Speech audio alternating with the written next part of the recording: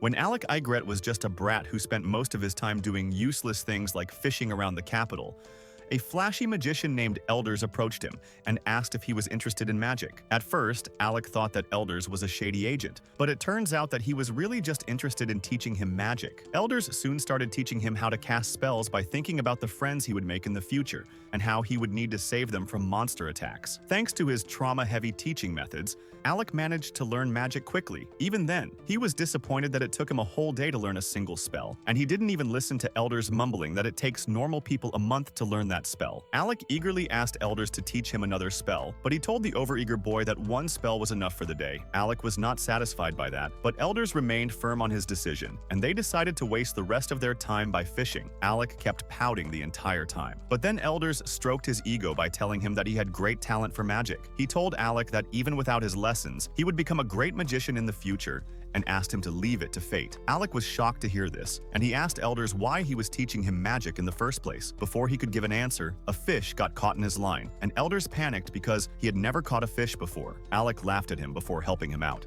saying that a magician as skilled as him should know how to catch fish. Anyway, their life as a student and teacher continued as time passed, and Elders taught Alec a lot about magic. But then one day, Elders suddenly announced that he was leaving the capital. Alec was devastated by this news because that meant he would never meet his teacher again, but Elders had a final piece of advice for him. He told Alec that if he ever got the chance to become a court magician in the future, he should refuse to take the role. Alec couldn't understand what he meant by that, and asked Elders why he even taught him magic in the first place. Elders shed his gloomy expression for a moment as he talked about Alec's late mother, who did him a great favor when she was alive, and he was just trying to repay her son by teaching him. That was the last time Alec saw his teacher, and he worked hard to enter the Royal Magic Academy so that he could meet him again. There, Alec found that Elders was once a student of the same academy, and he graduated at the top of his class, becoming a court magician soon after that. However, he was kicked out from that post in a few years, and Alec realized why Elders told him not to become a court magician. Instead of following his advice, Alec decided to become a court magician so that he could challenge the unfair imperial court itself. Long story short,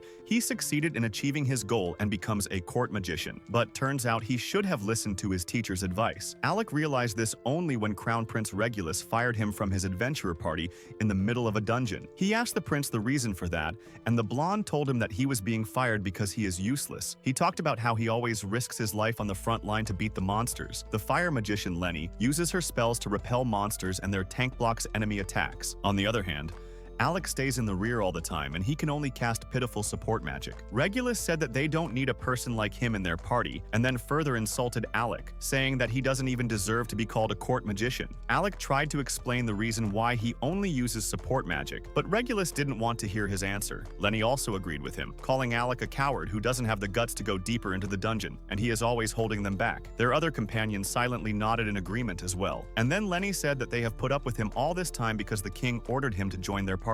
However, now that the prince has decided to kick him out, she saw no reason for behaving politely with him. Regulus said that Alec must have gotten the top score at the academy by bribing the professors for extra credit. He then asked him why he had a dagger on him when commoners are forbidden from carrying weapons. Alec explained that they would need the dagger for the next floor of the dungeon, but Regulus got furious at him. He took the dagger away and grabbed Alec's collar, telling him that no one in his party disobeys him. The prince then snatched away his court wizard robe, telling him that he didn't deserve it. Alec was left devastated at this, and he had no choice but to leave the dungeon. However, despite being fired and insulted, he still wanted to help Regulus and the party. He put together some notes that could help Regulus tackle the lower dungeon floors, especially since he lacked magic power. The next day, Alec went to the palace to meet the king about the same, but the guards stopped him, telling him that he had been removed from the post of the court magician. He was just a commoner now, and commoners are not allowed to enter the palace without permission. Alec was shocked to hear this, and just then, Lenny came there to make his situation worse. She told him to get lost and then walked back inside the palace, but Alec asked her to listen to him just once. He requested her to take the notes he had compiled to the king because he was the one who assigned him as the court magician and told him to join the prince's party. Lenny took the notes from him only to tear them and stomp on them. She then ordered the guards to kick the commoner out, and Alec was left hopeless and jobless in the middle of the city. He finally realized that he should have listened to elders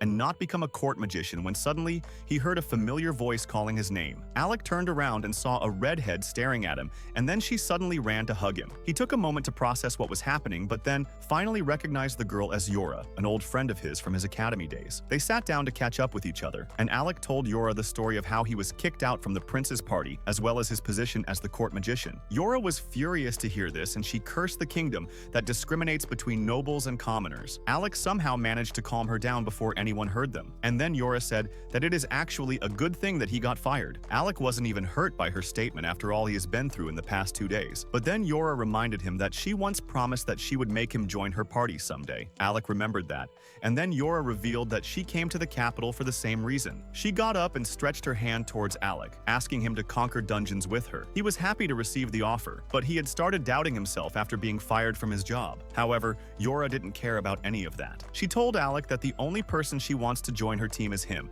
and no other magician can take his place. He got emotional on hearing this and immediately took up her offer, and Yora gladly welcomed him to her A-rank party. The next day, Alec left the country along with Yora, and he dreamed about Elder's advice of not becoming a court magician. A few days later, the news of Alec leaving the country reached Regulus and his party, and they couldn't care less about him. Regulus talked about how Alec was hailed as a genius among the academy students, and he had high hopes for him. He thought that they wasted their time because of him, but Lenny said that they don't need to worry about that now, because soon a pure-blooded noble will join their party, and they will become much more powerful. Meanwhile, Alec and Yora reached Fizzle, the city of dungeons. Yora told him about how this city is the base of a lot of adventurers, since it doesn't discriminate between the nobles and commoners. She was eager to get Alec registered as an adventurer quickly, but once they reached the guild, they were in for a shock. The receptionist told Alec that he couldn't be registered with Yora's party because they go beyond floor 30 of the dungeon, and he needs to be a member of the guild for 2 years before he can be allowed to join them. Yora threw a tantrum on hearing this and asked the receptionist to make an exception for Alec, but she refused. Yora asked if her friend Craw didn't approach her about this matter, and the receptionist affirmed that Craw came here and threatened them to let Alec join. However, the receptionists deal with difficult people like her every day, so they didn't even budge. Alec and Yora returned empty-handed from the guild and took a break at a public park. As they ate lunch, Yora told Alec that they have reached floor 52 of the dungeon, and they can't wait 2 years for him to join their party. However, she was not one to lose hope, and decided that if they can't go to dungeons deeper than floor 30, they will go to the shallower dungeons as warm-up. Alec was on board with that idea, and they immediately went to a low-level dungeon with insect monsters. Yora used her reinforcement magic to boost Alec's speed and darted around him, taking down the monsters with ease. However, things got serious when Yora noticed that the number of the bugs was not decreasing, and they seemed to be getting stronger. Alec agreed with her, pointing out that there must be something wrong in the nest that is forcing the monsters to act like this, but it was still under their control. As they kept fighting against the monsters, Yora activated her shield and began charging ahead to find their nest. Alec told her that she was taking a big risk by doing that, but she told him that this much was nothing. She said that he seemed to have lost his edge because if it was the Alec of the past, monsters of this level would be nothing for him. She asked him to trust her and become his real self once again. Alec realized that Yora was speaking the truth, and he just needed to regain his confidence to get them out of this situation. He remembered Elders' lesson about how he will need to save his friends from danger, and using that as motivation, he decided to get on the offensive. Alec quickly took down some monsters with fireballs, and then defeated the rest with his dagger. However, a huge swarm of monsters surrounded them after that, but Yora was not worried about them any longer. She cast a barrier around them, giving Alec the prep time to cast a powerful wide area spell that instantly disintegrated all the bugs. Once everything seemed calmed down, Yora patted him on the back, telling him that he has still got it. Just then, the ground beneath them started rattling and a gigantic earthworm came out of it. It attacked Yora, almost swallowing her. Alec told her that he would save her and she just needed to activate her shield. Yora fully trusted him,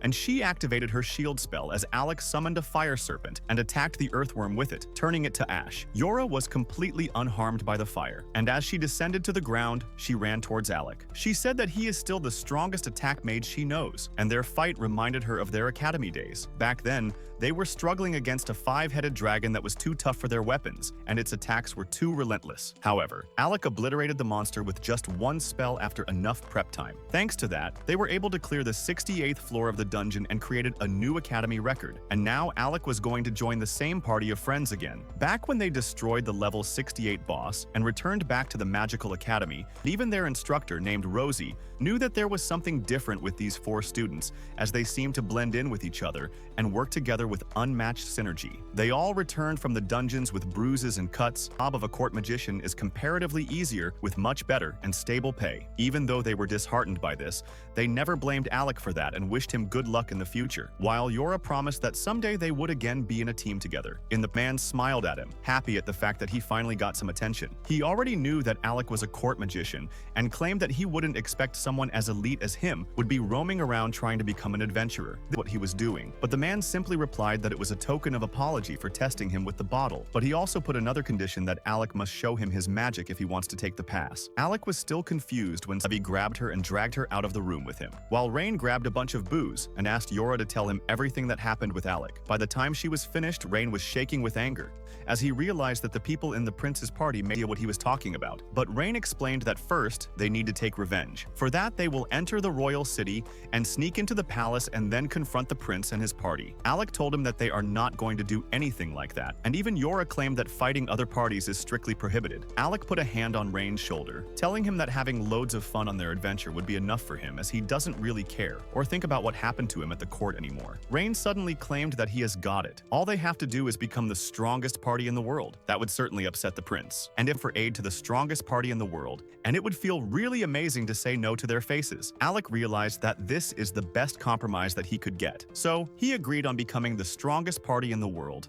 If an S-ranked party is in trouble, that means that the whole guild is in trouble. Krista told Levy that her party is still stranded, and they need all the help that they could get. The guild master immediately convened an emergency meeting where he called all the high-ranked adventurers and explained that they are going on a rescue mission on the 64th floor. Yora and Rain entered the room as Rain started screaming with excitement that they are going to go on a rescue mission. They caught Alec up on the happenings, claiming that the dungeon is a little different because on that floor you can't use magic, so you are completely dependent